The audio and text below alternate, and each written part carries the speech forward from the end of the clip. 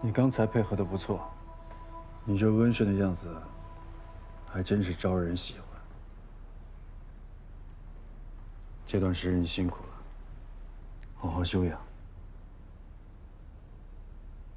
我再来看你的。少主不必来了，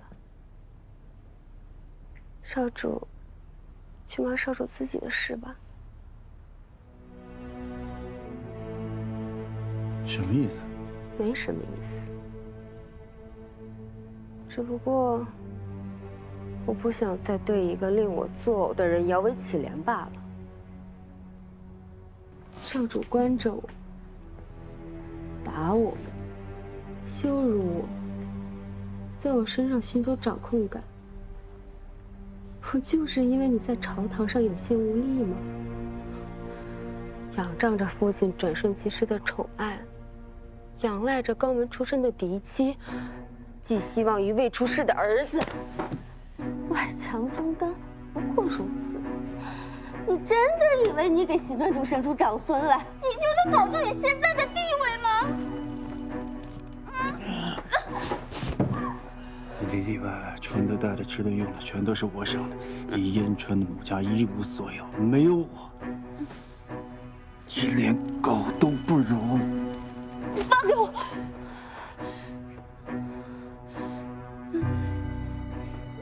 听到实话，你生气了。我就是喜欢看你生气的样子。你知道我当初为什么看上你吗？因为你和赵芳如不同，你一无所有，你只能养我辟邪。你呀，一辈子都只能待在这个院子里，靠我偶尔的怜悯度日。你知道的，即便是我，也得要看主上的眼光才能过活。我都只能带着镣铐活下去。你呢？你一个蝼蚁都不如的人，有什么资格去祈求尊严和脸面呢？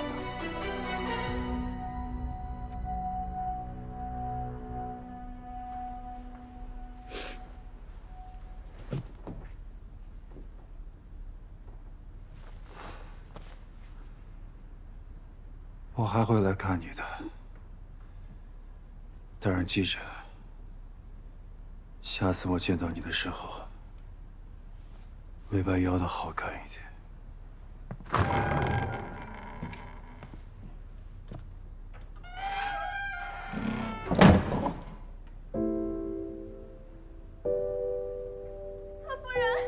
侧夫人怎么了？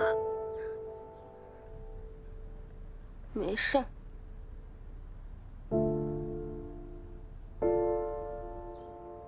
你带着孩子去找夫人，跟她说，请夫人照顾。我累了，想休息，你不必进来了。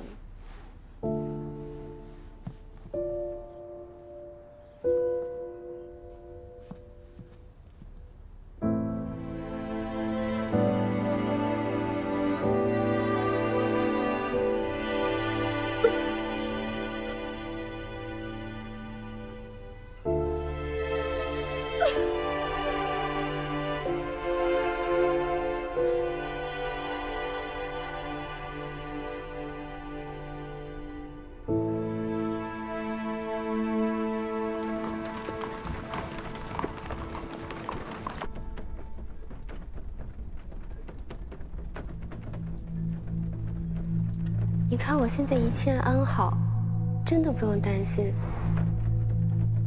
你们以后自己要好好照顾自己。我也不想再麻烦你们了，也不要再来看我。是不是只有一了百了，才能结束这一切？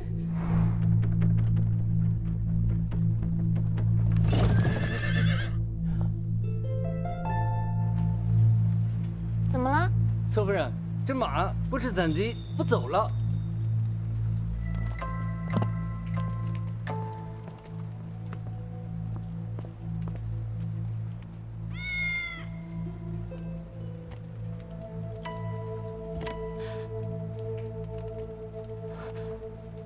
我预感很不好。云英，郝家姐姐有些不对劲，不是很不对劲，我得回去看看。你去找一下尹正。好。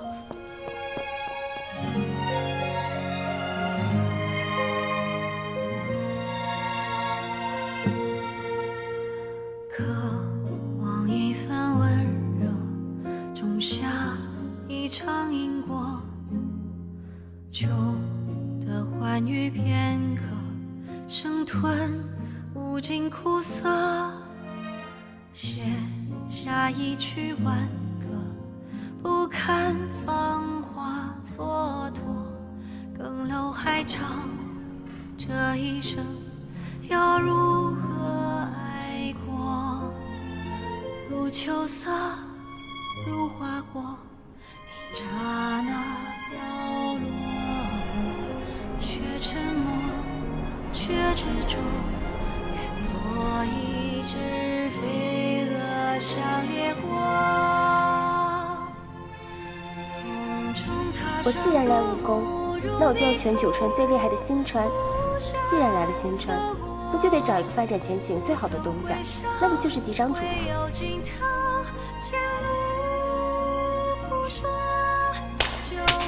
你呀，一辈子都只能待在这个院子里，靠我偶尔的怜悯度日。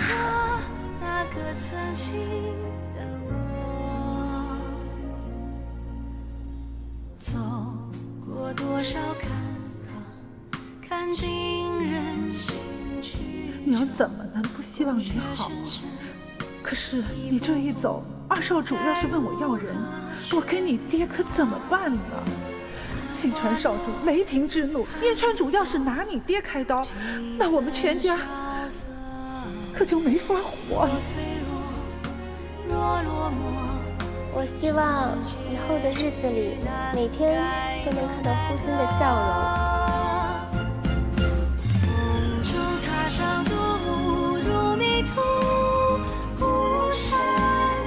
郝家姐姐，你再等等我。后院是平静而又祥和的，等我们白发苍苍的时候，两个人还能一起去后院晒太阳。再回眸，人如旧，吹落。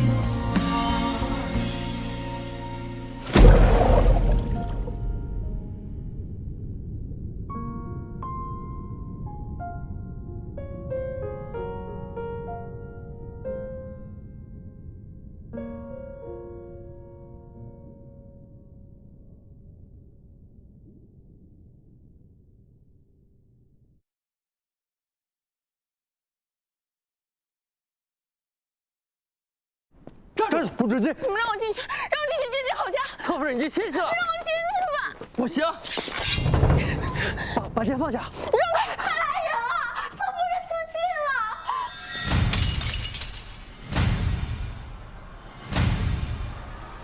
郝家，这。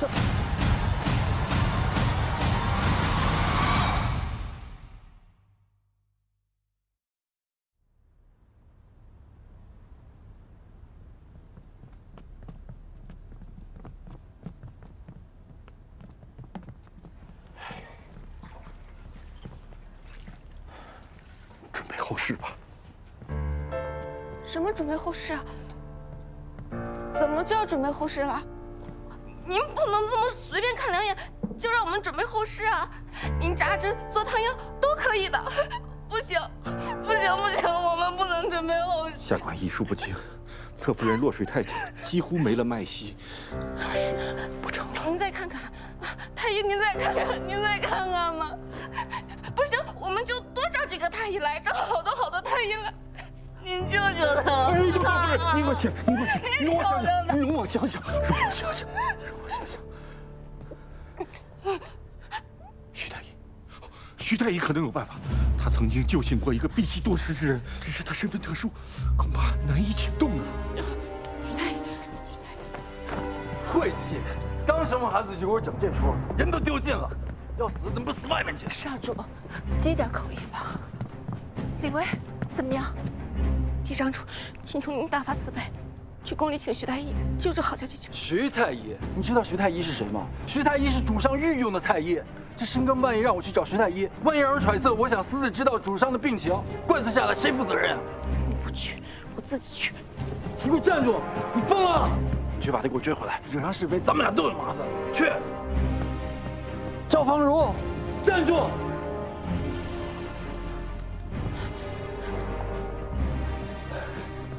主上今日头风发作，服了药休息了，几位恐怕不能进去。情况危急，您就让我们进去见一下主上吧。能不能先请徐太医前去医治，人命关天？这徐太医是主上御用，外调出去的话会很麻烦，还请刘少主见谅。麻烦梁总管通融一下，之后我们自会向主上禀明，一切都与总管无关。哎呀，今日真的不行，几位再想想其他办法。哎呀，不是，到底出什么事儿了呀？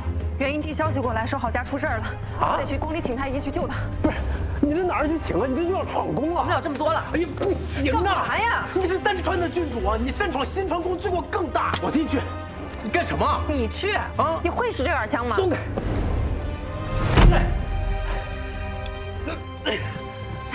你千万别冲动啊！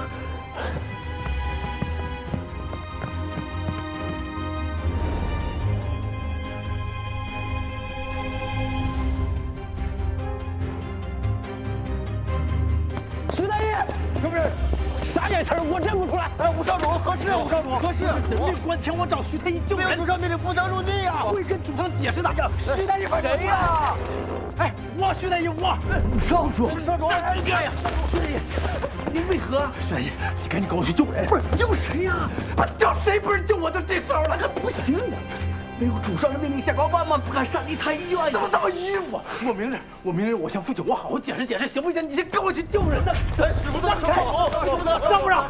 你现在不让我们走，我就当场让太医医我。少主，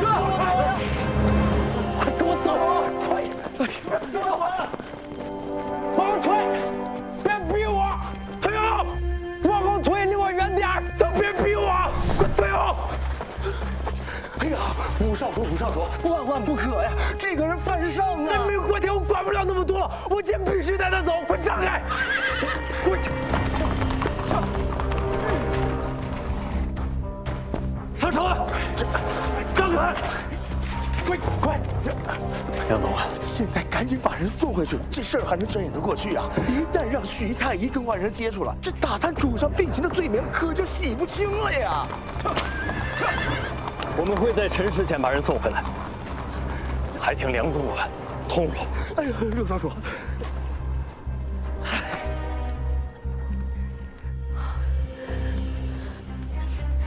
去换个热的来。夫人，我把孩子带过来了，给我。夫人这是做什么？我必须得让郝家听到这个孩子的哭声，让他知道，这个世界上还有一个孩子在等着他醒过来。他不能死，他必须醒过来。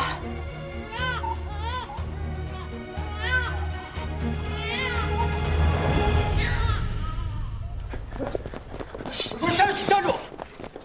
让开！不让开，我血溅当场，我喷你们一脸！让开！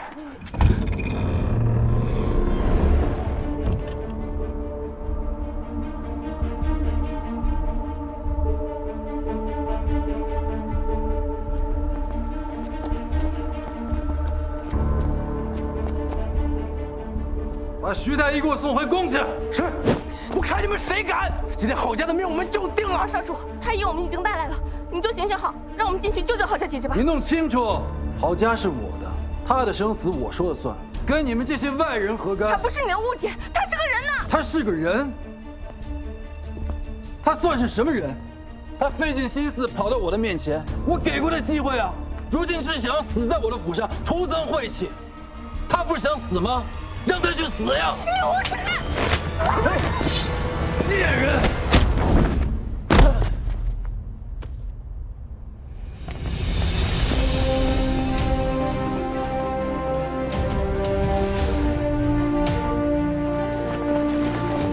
退下！争！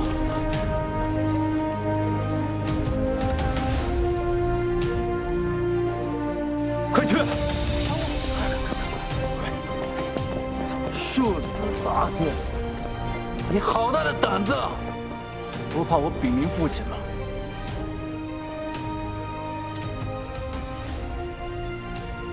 想要接人长短，得先清楚自己做过什么吧。二哥这么多年在虎城寺是如何阅历的，我一清二楚。好自为之。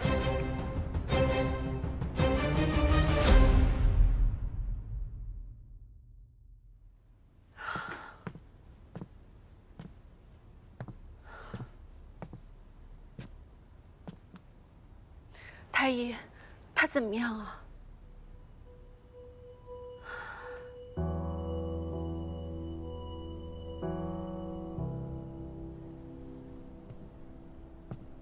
都进去这么久了，怎么还不出来？没事儿，咱们再等等。都怪我，要是平日里再多关心他一些，他就不会这样了。不怪你，怎么会怪你呢？千错万错，都是尹松的错。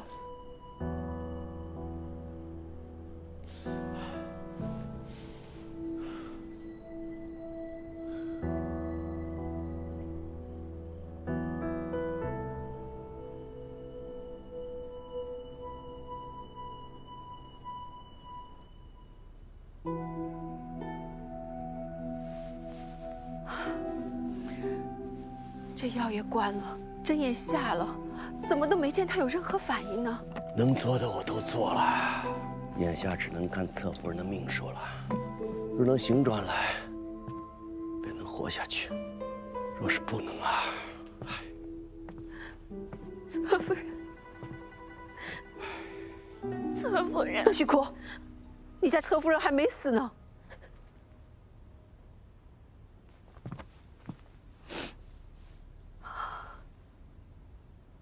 郝家，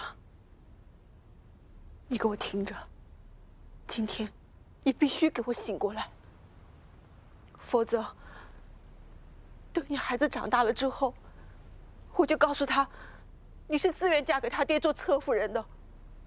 你生下他之后，你就跟野男人跑了，不要他了。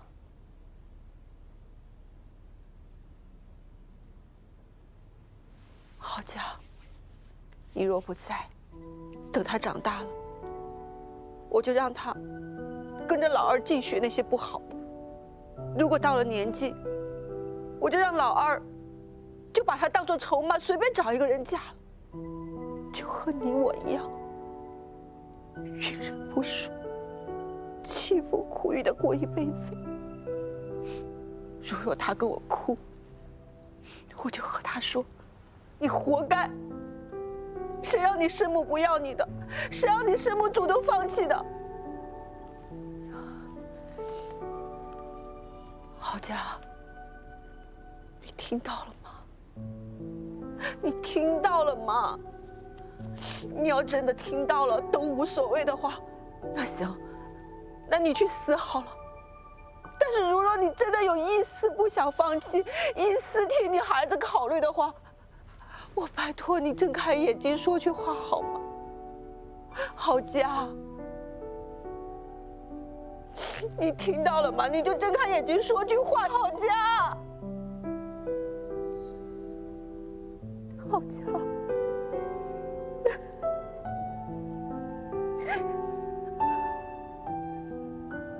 夫人，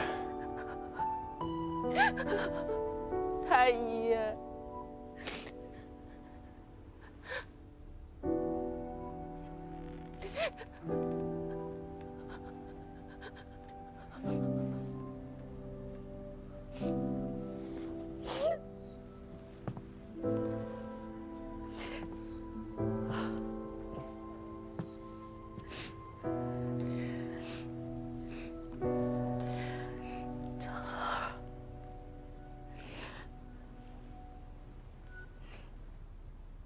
你怎么只会这一招啊？你说什么？他刚才是不是说话了？郝家，你刚说什么？你说什么？啊？我说，你怎么只会这一招啊？太好了，侧夫人醒了，侧夫人终于醒了。侧夫人，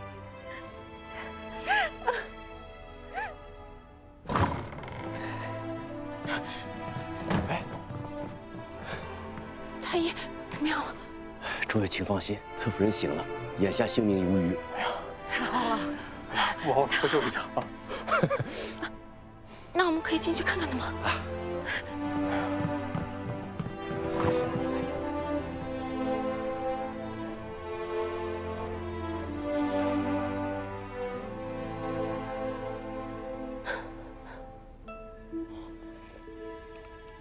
我听说你们做了那么多，我对不起你们。只要你能活着，我们做多少都没关系。你之前一直不开心，那是因为你病了。以后把身子养好，只有你自己才是最珍贵的，知道吗？以后遇到任何问题，一定要跟我们讲。对啊，我们大家都在呢，干嘛总是一个人硬撑着呀？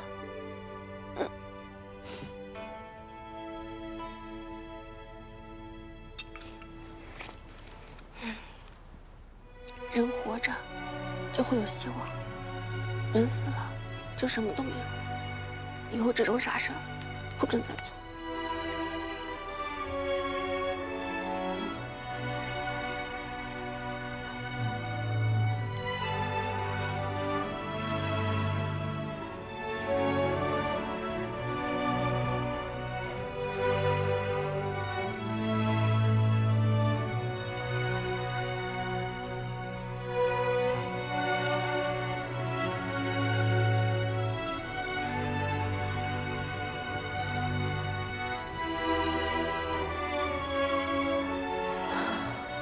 天亮了，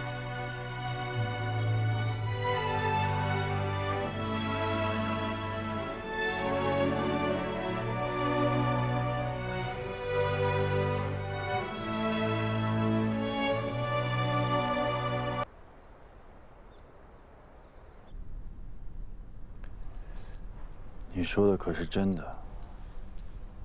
千真万确，张神婆亲口说的。算了八字，又亲眼看了孩子，说这孩子确实不小，继续养在府里，容易让对少主最重要的那位与您离心。罢了，反正打一开始我也不想要这个孩子，看到他就会想到他娘那个疯样子。也没什么用，就不留了。是。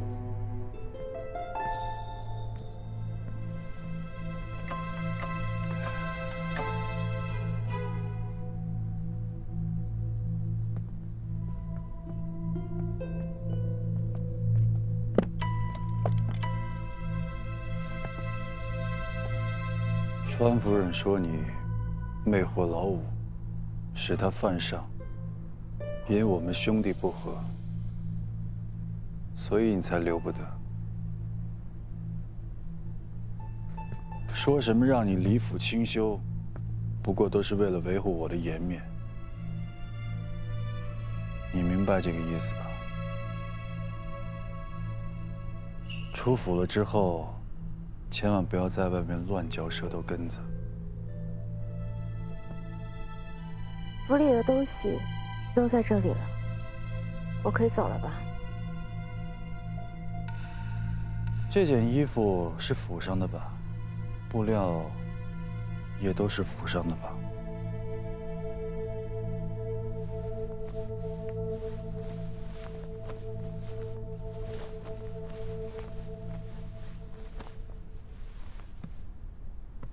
不慎传了少主所赠衣物，还请少主再请允许我把这身水衣穿出去。不行，这件也脱下来。少主，脱下来。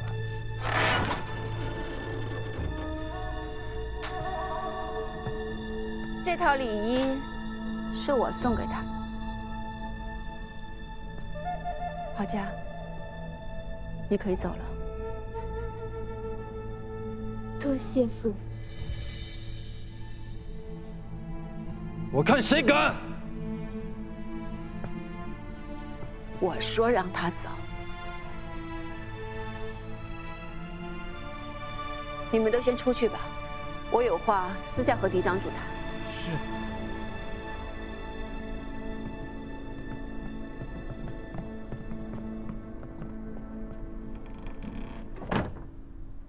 乔芳如，你好大的胆子，竟敢忤逆我！少主，我爹在代川长着20几座矿呢，偶尔忤逆一下丈夫，别人也会劝丈夫体谅的，不是吗？你一直不希望我能够怀上嫡长子，所以只能偷偷的在我的茶里面去放药。你数着黄历，等着自己继位之后，就想把我给休了。如今你我已经是名牌了，不如就这样相安无事的过下去吧。毕竟你也不能炸了我家的矿吧。所以还请少主和我一样，一日一日忍耐下去。你我就这样相看两生厌。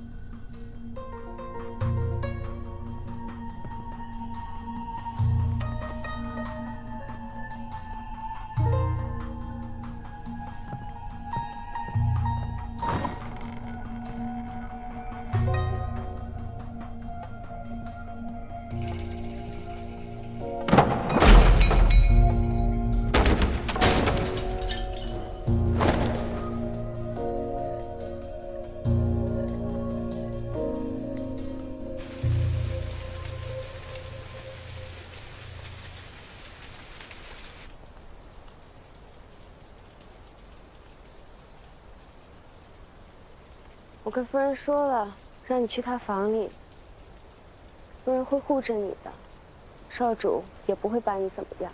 侧夫人，明明也想跟您一起走，可小人的身气在内务厅里。我此番离府，就是不想再接受豢养了。我想像你一样，用自己的双手去谋生。现在我带着你，朝不保夕的，反而对你不好。而且，我希望你今后好好想一想自己的路该怎么走，知道吗？有你照顾我多时，如果不介意，你就叫我姐姐吧。郝家姐姐，哎。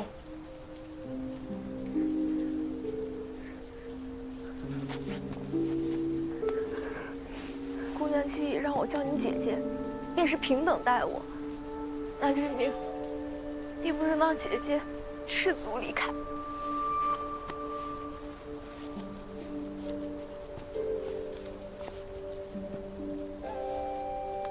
今后的路，姐姐要自己走了。愿姐姐走得平顺，一路坦途。谢谢你，也希望你今生一切顺遂。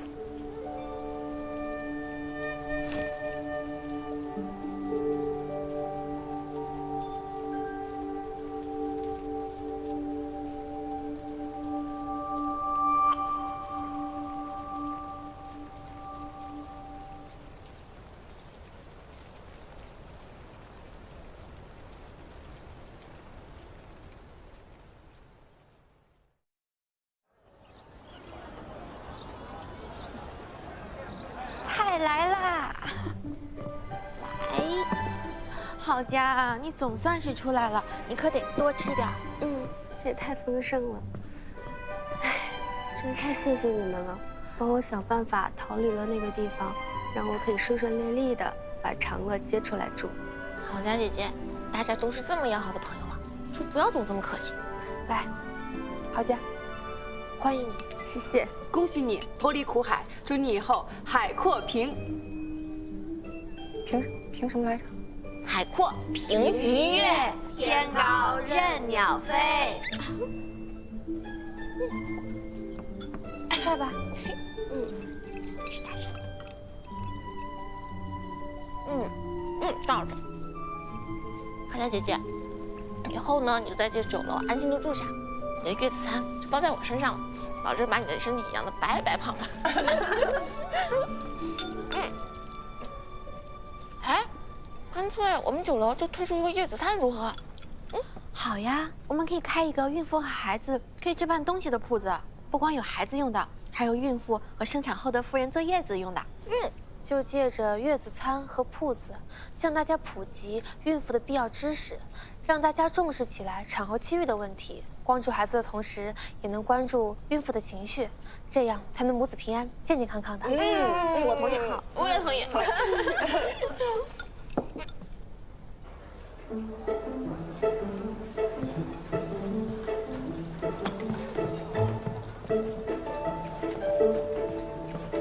诸位，咱们今天说这个月子餐，咱们书接上回说到这个产妇气郁，其实呢，这个妇人产后气郁啊，是一种非常寻常的疾病，并不可怕，但也一定要给予足够的重视。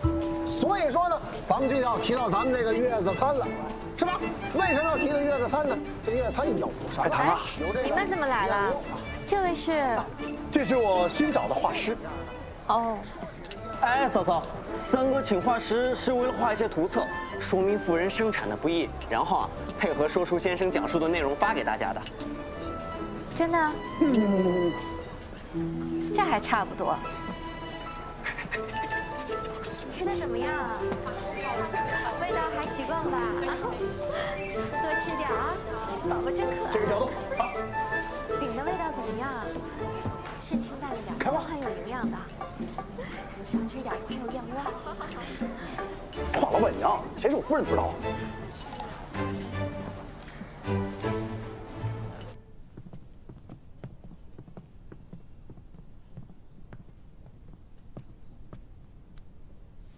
夫人找我。我听闻你们最近在酒楼和铺子，让人给大家讲产后气郁之事，可是真的？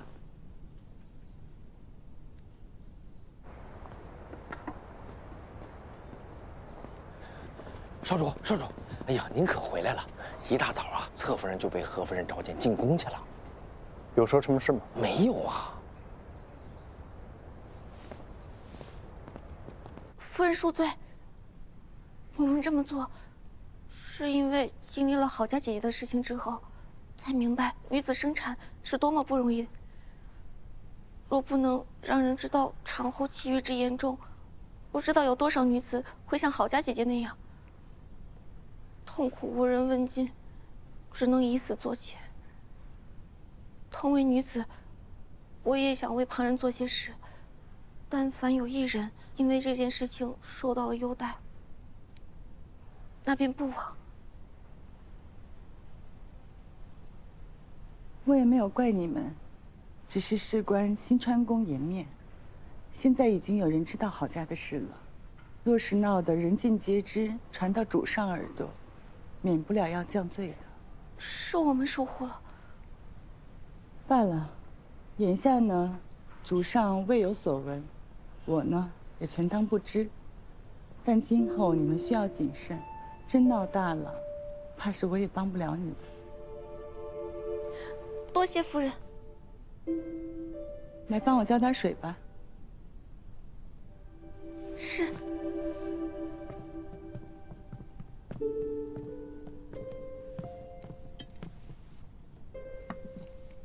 郝家怎么样了？好多了，多谢夫人关心。那就好。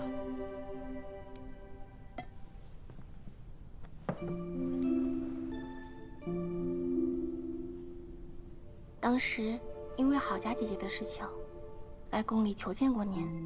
您嘴上虽然不答应，但也帮我们向川主求了情。此事还没好好谢谢您。我也不全是为了帮你，误伤其类罢了。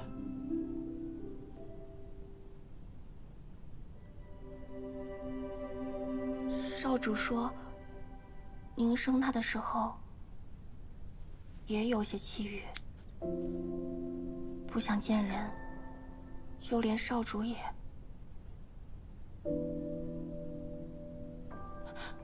是我失言了。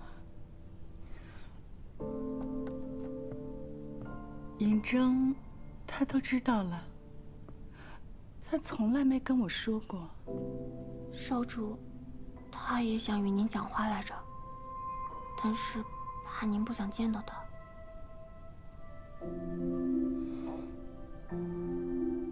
是我很对不住他。当年我年纪尚小，就稀里糊涂被送来大选，进了宫还要生孩子。我自己还是个孩子，就要当母亲，很是害怕。后来看到我辛辛苦苦生下来的孩子，跟我长得一点都不像，还整夜啼哭，弄得我无法入睡，整夜的熬，头发大把的掉，感觉自己一夜间就老了许多。我没有能力照顾自己，更没有办法把他照顾好。他越哭，我就越想逃，到最后就变得不敢见到他。久而久之，变成了亏欠他。见了郝家姐姐憔悴的样子，我大概能明白您当时有多么的煎熬。女子要当母亲，为了孩子是要舍弃一半自己的，这不是一件易事。或许应该放过自己了。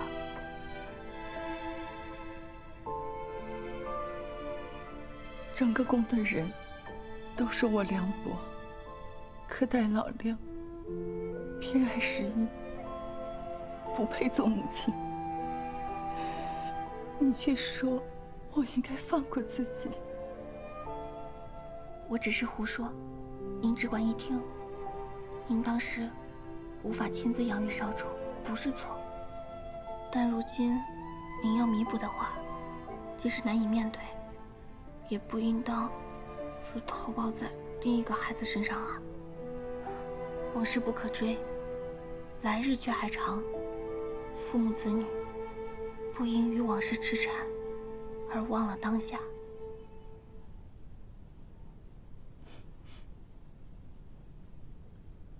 母亲，你怎么来了？来了，就坐会儿吧。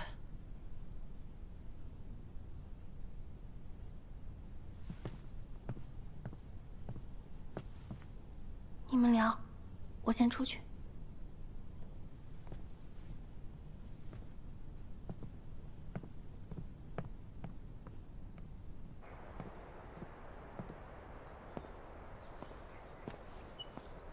侧夫人同何夫人讲完了，那我们先回去吗？他同夫人讲完，肯定想与人说说话。我们等等他。小人觉得，少主为侧夫人做了许多，但其实一直都是侧夫人陪着少主的。他这个人呢，看着什么都理解，什么都不在乎，但其实是把事儿都藏心里了。有时候解决问题得快刀斩乱麻，想太多只会消耗自己。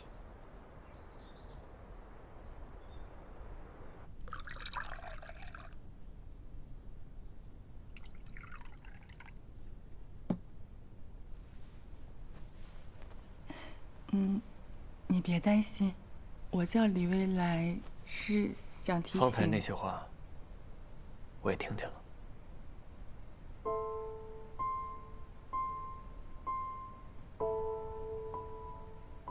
外人都说我不是一个好母亲，你一定也怨恨我吧？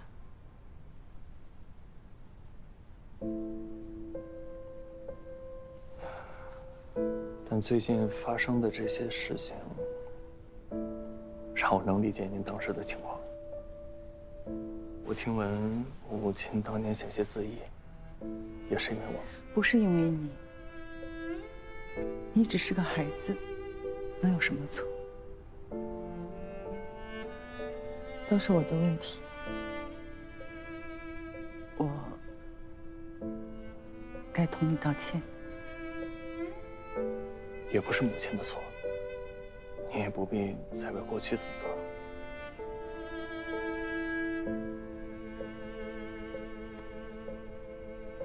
如今你长大了，我知道你是有抱负的。先前跟你说，不愿让你承担风险，带累小11，都是违心的。其实，自从生了小11，我才明白怎么做母亲，把对你的愧疚都加倍放在了他的身上。我很后悔，没有能陪伴你长大。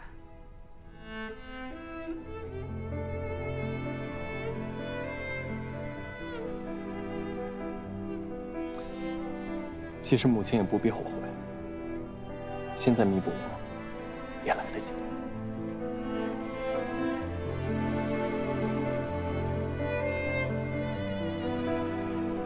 喝茶。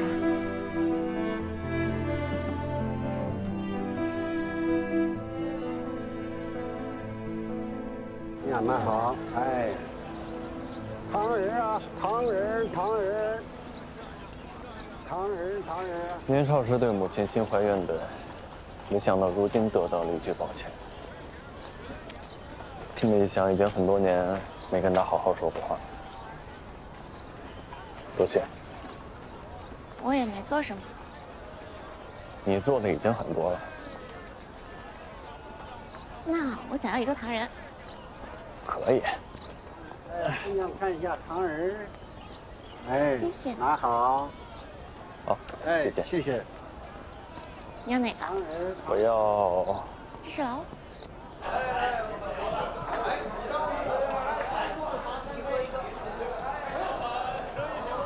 好啊！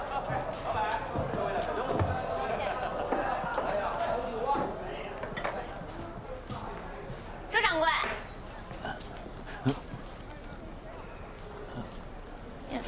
怎么了？出什么事儿了吗？东家，这是刚刚收下的，我验过了，油印的不假，但版面是错的。您看这印花，还有这字体，都是略有不同啊。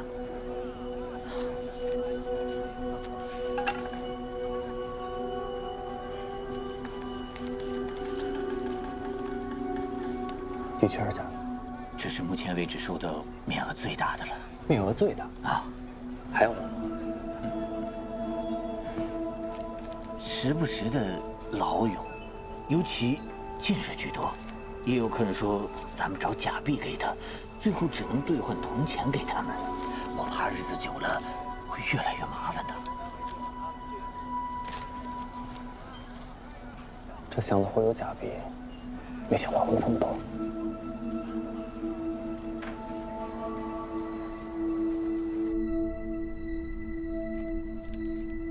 这是儿臣在集市上找到的假币，几乎可以论证。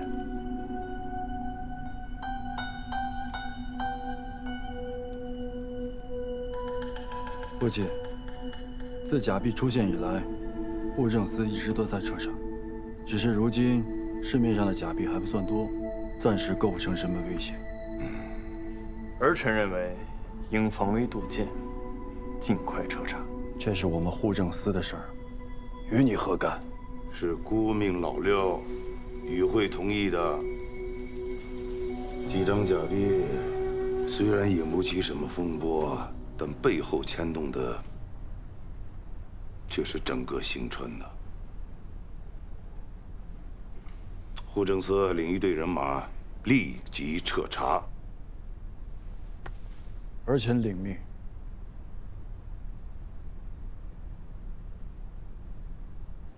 哎呀，这假币这事儿，实属不好查呀。老六，你可知道，手伸得太长，容易为人斩断。若不是真的印刷版外流，假币不会放到如此程度。方才我没有说你户政司疏于管理，致使药监外泄，已经是给足你面子了。三弟，要是我没有记错的话，户政司的印刷版是你的人在管吧？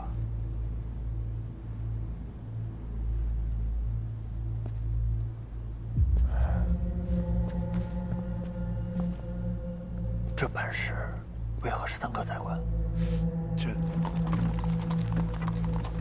这开始不是我管的，后来二哥说他事儿多，就交给我了。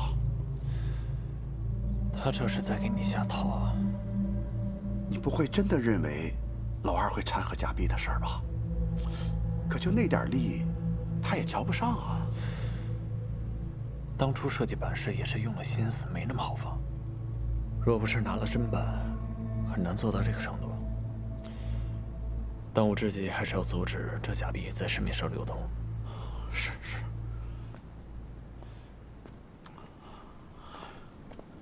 各位，最近市面上出现了大量的假币，大家看一看，看清楚了，分辨一下真伪。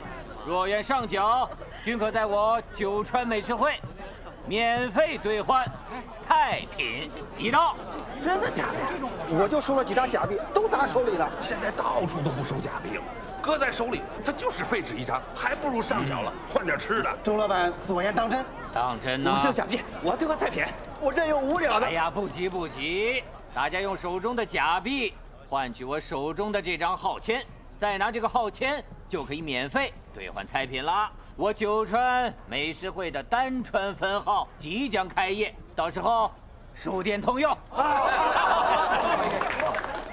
家还要记住，吃过之后呢，要对我们的菜。有了这等占便宜的好事，大家会更卖力地搜集假币，这样一来，就能尽快地将市面上的假币洗洗。我知道你们是为了支持六少主和老三，可是这样咱们可是做赔本生意啊。无碍，等丹川的分号弄好了，我在新川的老乡就有专门的地方可以吃辣菜了，就当庆祝了。这钱我出了。放心吧，不会亏本的。他们是免费的菜，但是要对菜品提出意见，这些意见才是最宝贵、最值钱的。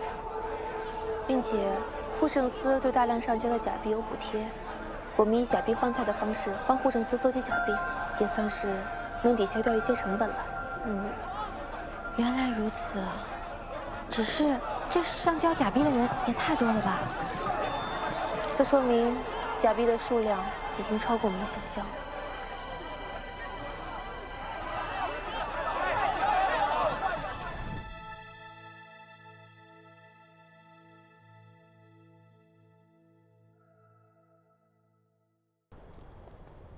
看看，这是这几日九川酒楼收上来的。这新币刚发行多久，这假币就这么多。我算是看出来了，这二哥根本就不想管这事儿。我想跟父亲说，让你来帮我。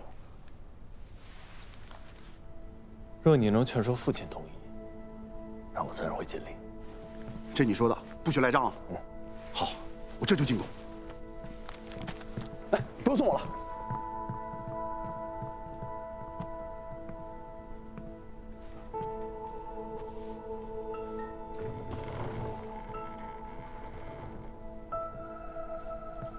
三少主此番前来，果然是希望少主助他查案。下官劝了这么久了，不希望你参与此事，少主却执意如此。就算查清了假币，护政司也不会落在少主的手里。彻查真相的美名只会落在三少主头上，事情却是你做的，弄不好还会弄个越权的名头。这新币是民生，没有好处也要做。若只为了自己那3分利，就没有实属只剩账册了。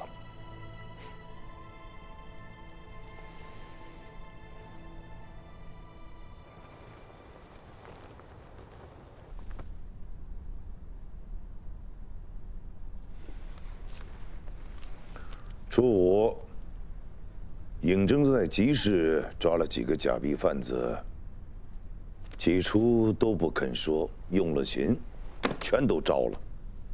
初8，他和老3端了2处公房，抓了几个制版的。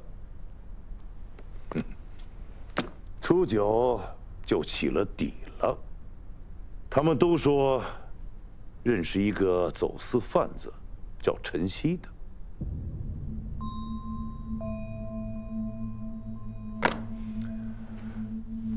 不过查了4日，总算是找到源头，只差抓这个陈曦。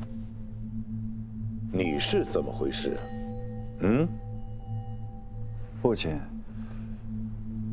尹征用刑酷烈，听闻对印版贩子用了实刑。他已经跟姑说过了，没真的用，就是把这些人埋在土石里吓唬一下。水粮都给了，人一个都没死。父亲，那也是酷刑啊！嫡长主，你是想叫姑心传刑律不成？儿子不敢。假币的事，姑就交由尹征来处理。你若是始终处理不好护政司的事儿，就与老4一块儿去治理。父亲，回去好好想想吧。是。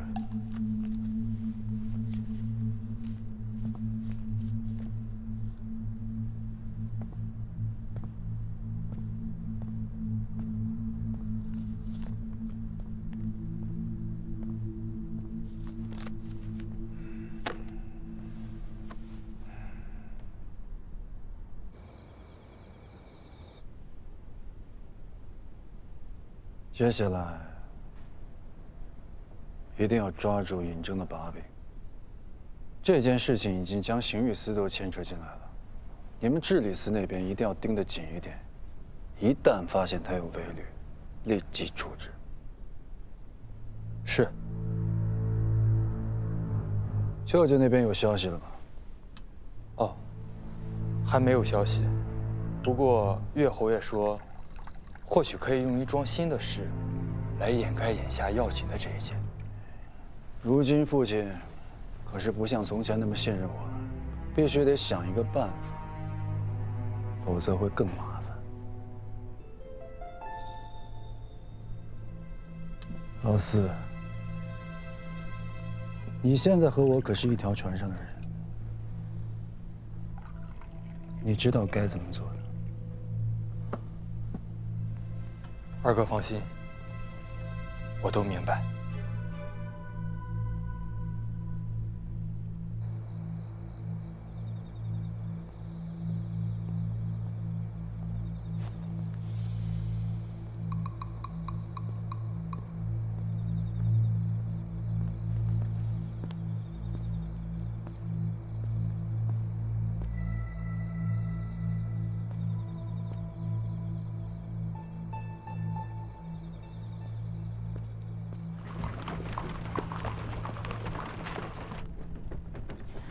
这件事情情况复杂，你不要贸然的掺和进去。当然，我最要向二哥献殷勤，但我没想过要把自己搭进去。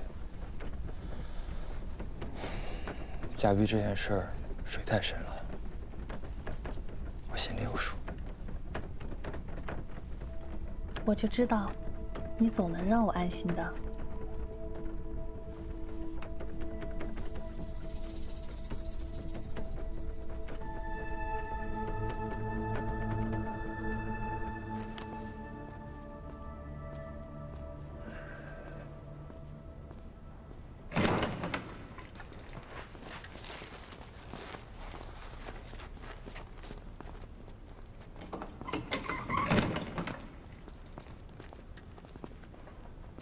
老四这次倒是敷衍啊，我以为他会有什么大动作，结果治理司就写了几封弹劾，说你用酷刑，再就没了。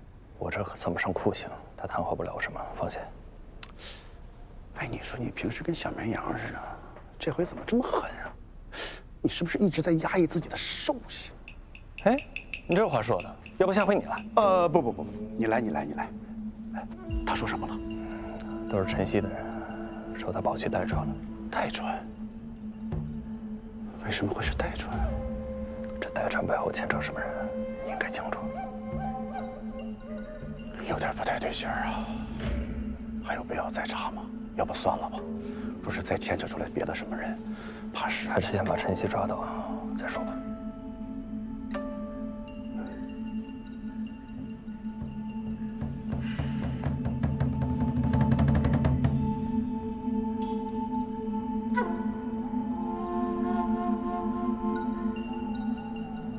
此处已出行船，你只管护好自己周全，其他的事情我自有办法。你呀，日后必有前程。日后？我可等不到日后。您答应我的，莫非您忘了？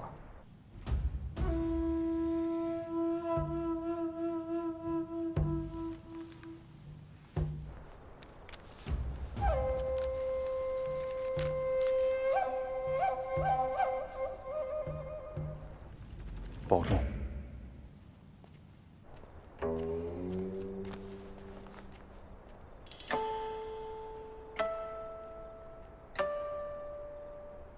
务必在天亮前赶回都城。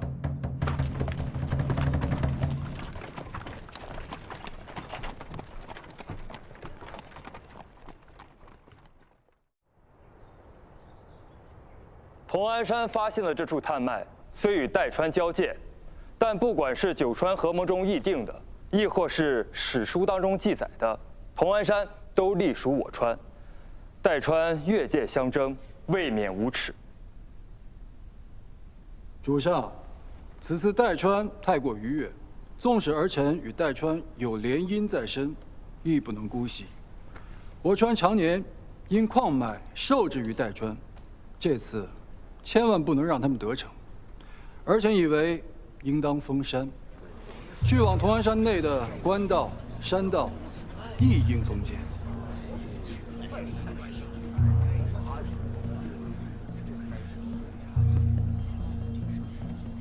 主上，同安山与三川交界，恐怕还需要六少主以九川事务司的名义告知两川。是。但主上，封路一事会涉及单川，还请主上明察。好了，同安山矿脉必不可失，先去将代川方向的官道封禁，其余的日后再议。但此次绝不能让外川添烟进战。是。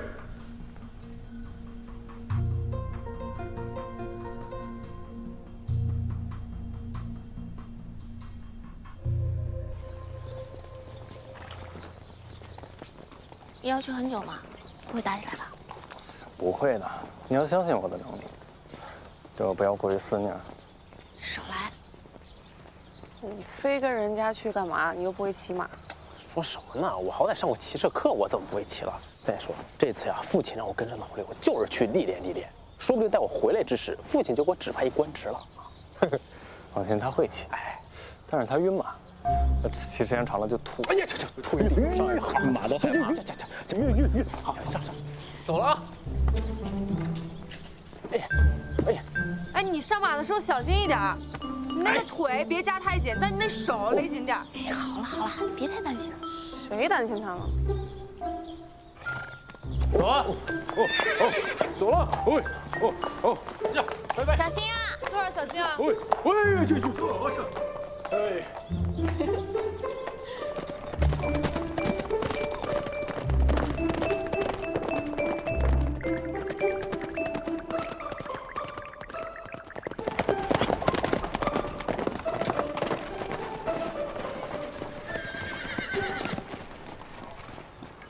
哎呀，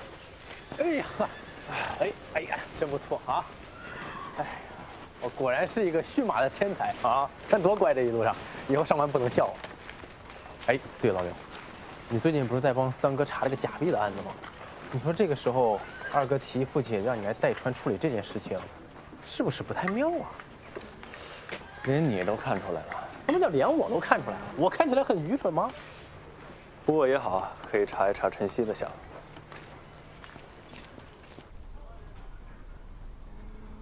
这洛河镇挨着丹川，还请去信让丹川主派兵帮忙看守，这样不会影响两川百姓的生活。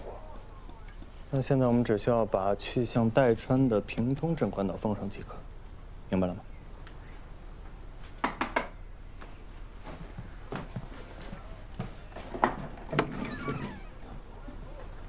哎，你不是丹川那个女官吗？拜见二位少主。敢问究竟是为何要派人将洛河镇的官道全部封锁？明日起就是洛河镇茶马节，丹川东北州镇都靠这几日的茶马市役养活。如今闭锁官道，恐怕会影响百姓生计呀。你这消息从何而来？信川都城加急送来的敕令。不是，难道是我记错了吗？我怎么记得父亲只说要封了代川的官道，怎么到头来把丹川也给封了？是不是？现在当务之急还是要跟丹川主见一面。我不去，我看他我紧张，我腿软。你不是要历练吗？吴少主，请。我命啊，这是。走，辛苦了，五哥。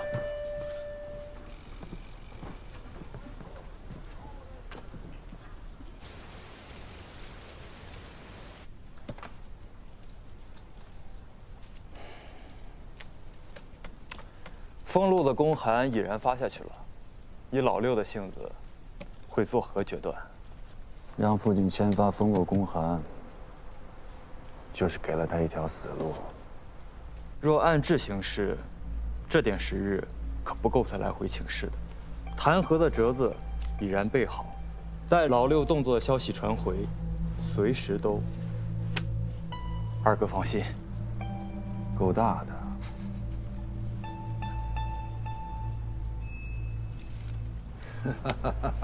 二哥这牌赢得漂亮。代川虽然已经有所表态，但矿脉不容有失，还是要严查关卡，不能让任何代川细作进入我新川境内。是，去吧。哎呦！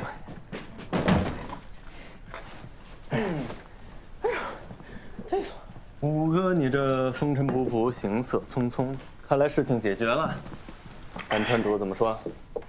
没见着，他正忙着呀，这个安抚几个商户呢。但他知道这个事情的严重性，马上就签发了公函，明确表示丹川会配合新川检视过往人员，以防有这个代川的人混进同安山。代川主那边呢？说是治理司盘错了心思，因为这同安山确实在史上和代川有过关系，这也是给自己一个台阶下。他们还指望咱们照顾他们的石炭生意，所以短时间内不会轻举妄动。你不知道，我这次去丹川，看到那些商户和百姓们都在谈论此事，我发现这个茶马节还是挺重要的。当然了，这茶马节是当地最重要的节日，两地百姓都指望着它糊口营生呢。你说现在的写信，寄回给父亲让他收回成命，是不是来不及啊？这怎么办呀？所以我是，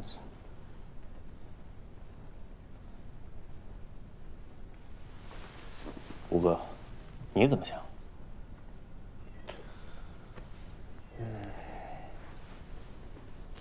我觉得，将在外，君命有所不受，莫不如咱们先放开官道，然后再给父亲请罪，你看如何？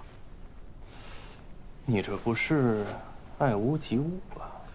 老六，这是民生问题啊！什么爱屋及乌，这是大事儿，民生问题啊！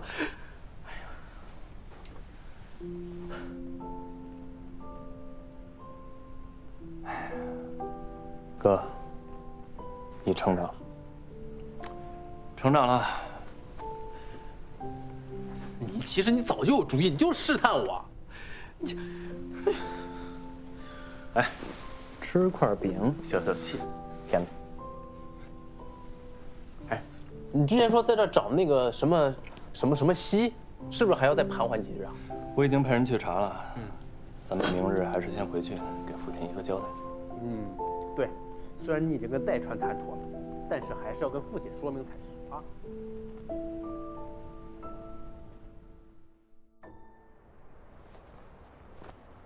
六少主递上请罪折子，说给丹川放行是为民生，可此举置本川利益于不顾，更是僭越独断，理应重罚。是啊，少主如此忤逆，实乃动摇新川之本啊！对呀，新川少主怎可偏袒外川？这个可少主也是为民生着想啊！哎，虽情有可原，但罪不可恕。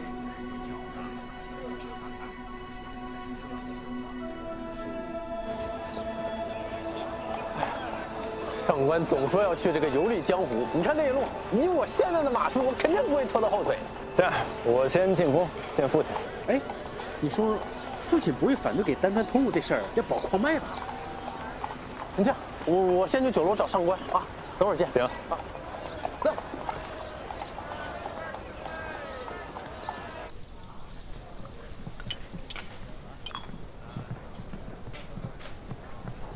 哎，老九。哎，五哥，你在那干嘛呢？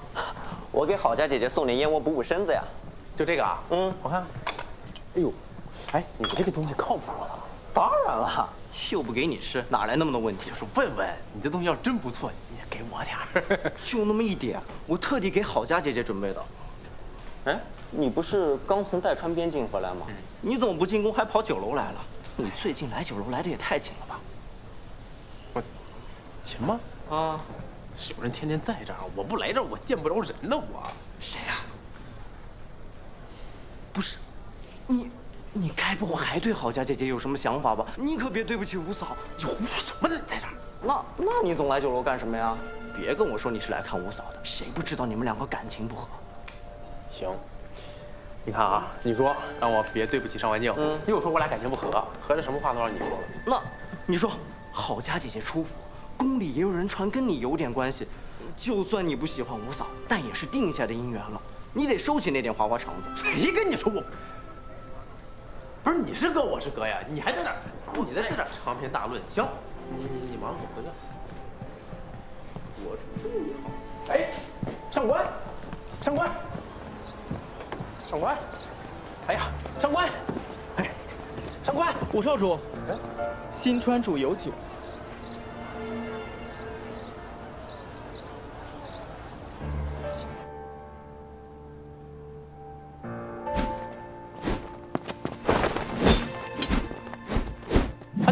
这给你。哦，我不用，我没事儿。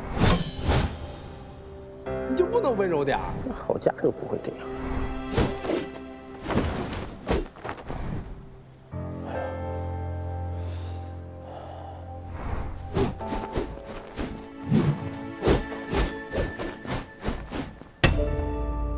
郝家姐姐出府，宫里也有人传跟你有点关系，就算你不喜欢五嫂，但也是定下的姻缘了，你得收起那点花花肠子。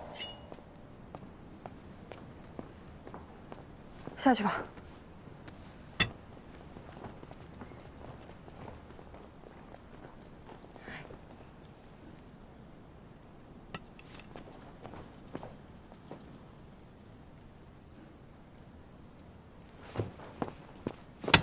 喂，你在不在里边？我有话要跟你说。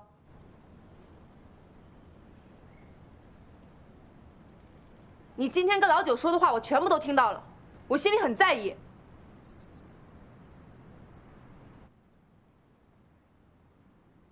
但我还是要跟你说清楚，你心里到底还有没有郝家？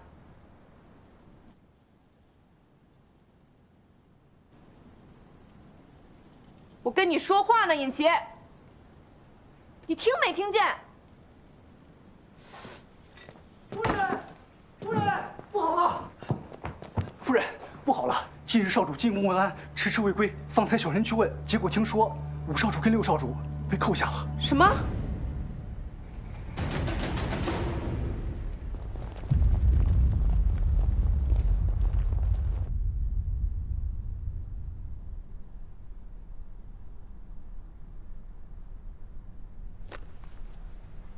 这一本治理司弹劾6少主不遵敕令，擅自给丹川放行，僭越独断。这一本弹劾6少主目中无人，置本川于不顾。户政司弹劾6少主对丹川主谄媚，罔顾矿脉。集市中弹劾6少主忤逆，不遵定制，先斩后奏。孤竟是不知，你胆子这么大，儿臣不敢。封路一事事关民生，时间紧迫，所以儿臣斗胆倒行逆施。老六，你的请罪折子，孤都看过了。你要说此事是因为你一人所为，孤定然不信。老五这丹川女婿，就全然不知吗？五哥确实全然不知，他性子淡薄，甚少管事，你也知道。父亲，儿臣也以为此事绝非老五所能决断，外臣皆知，此事由老六负责。他居然敢越过父亲做出决断，莫不是他以为自己比主上更懂得拿捏分寸？嫡长主也不必夸大其词。主上，丹川主已经同意会严查关卡，不会让任何代川探子入境。老六啊，那你有没有想过，孤为什么要在茶马节开始之前封禁官道？洛河镇茶马节鱼龙混杂，若代川有心害一个探子混入其中，再经由丹川潜入同安山，涉及矿脉，你待如何？这些你是不会想不到的。那究竟是刚愎自用，还是存心抗旨？代川老六本该与代川主周旋，这才是九川事务司该做的事儿。而如今六弟失职，儿臣无奈也只能适机从权，自行与代川交涉。你与代川交涉？你何时与代川交涉？儿臣的岳丈乃是代川矿主，他已联手其他矿主说服代川主放弃同安山矿脉。如今事情已成，这是回函。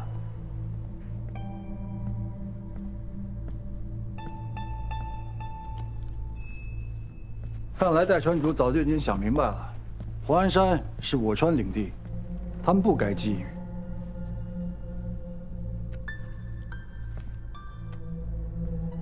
老六，你是新川的少主，不是丹川的少主。此次父亲派你去同安山，是为了让你保住矿脉，与代川斡旋。而你所做之事，与抗旨无异。但好在，大家都是自家人，请罪折子道一声僭越，也就可以高高抬起，轻轻放下。老六，你可知罪？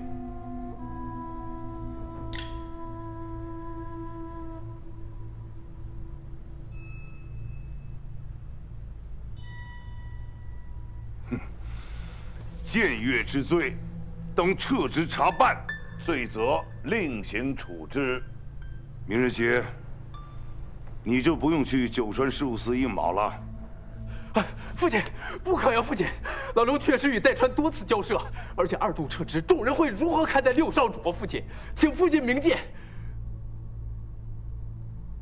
其实，私撤丹川路禁的是我，这跟你有什么关系？儿臣是丹川主的妹婿，急于维护一姐，才私自做了决断。老刘什么都不知道。父亲，老五。你撒谎，你要找几个合适的理由。你们同去同安山，你听令于他，没有他的指令，你能决断？我怎么不能？没有给丹川通用的指令，我都敢放行，我还会怕老六不同意我吗？父亲，此事与五哥无关啊！父亲，此事确实是儿臣一人所为。如果你要罚，就罚我吧。父亲，老六什么都不知道啊！父亲，好了，来人，在，将5少主、6少主拖出去，杖20，关入监室。是。父亲，你要罚就罚我一个人吧，老六什么都不知道啊！父亲，父亲，老六真的不知道，父亲，父亲。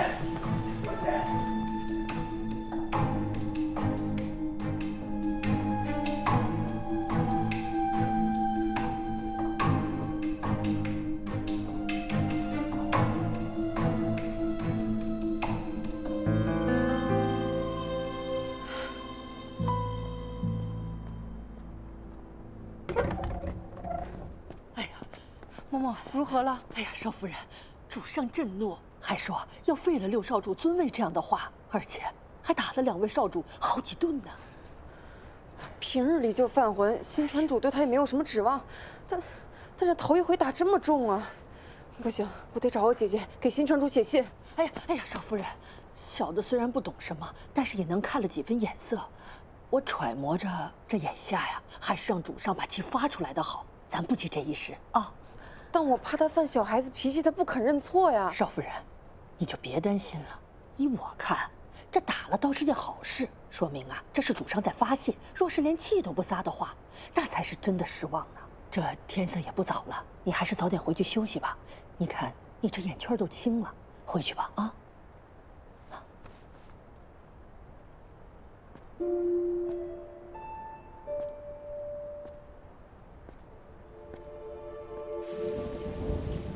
我就不明白了，他俩明明做的是好事，怎么反被人利用，判上了罪名？小人听说，本来都把5少主摘出去了，可一听主上要治咱们少主的罪，这5少主一着急，就说事情都是自己做的，真不知道后面会有什么结果。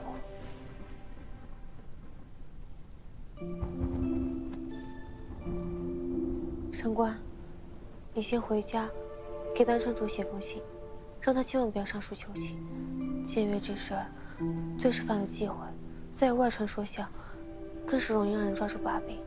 还是先摸清楚事情始末才好。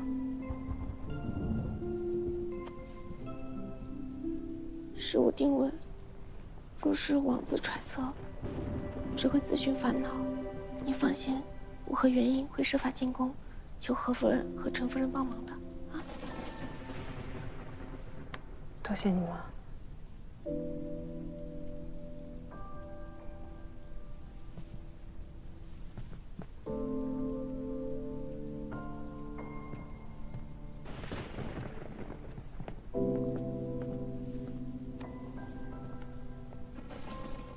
会好的。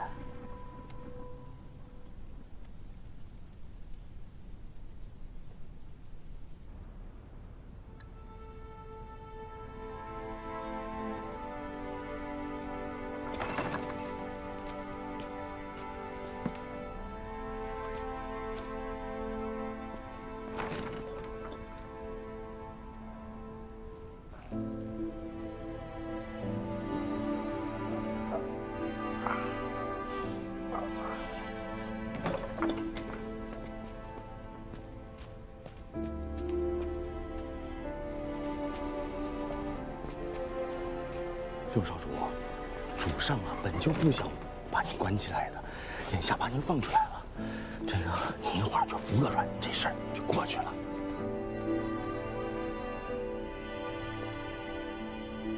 主上作何决定？5少主应该是难逃责罚了。6少主，您可要顾全自身啊。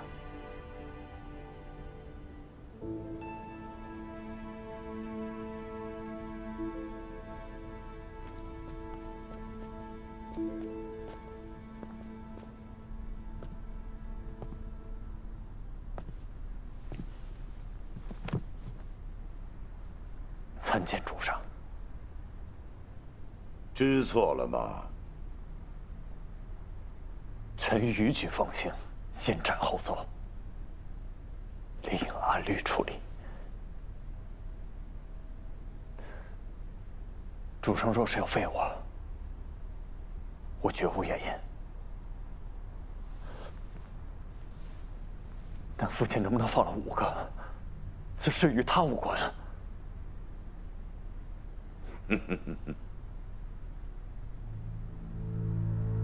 认罪，但不知错。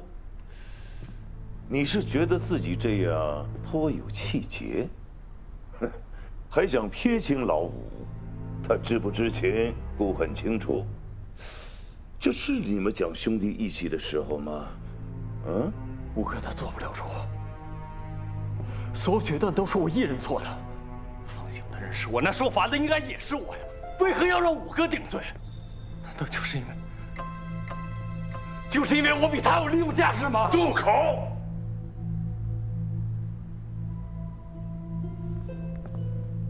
你是就这么想自己的父亲？姑可真是待你不薄。你可知这短短半日，弹劾的折子像雪片一样送入宫中，老五已经亲口承认是他自己所为，他还是丹川的女婿，说于此事无涉。这满朝文武，谁能相信？可忤逆的人就是我，不是他。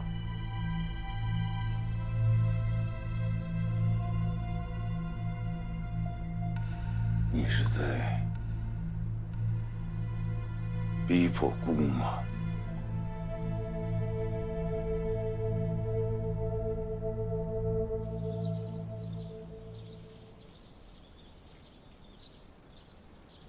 老四，你又输了。二哥怕是要把我下个月的俸禄也收入囊中了。那现在就给你个机会，让你把以前的俸禄全都再赢回去。那二哥这次想赌点什么？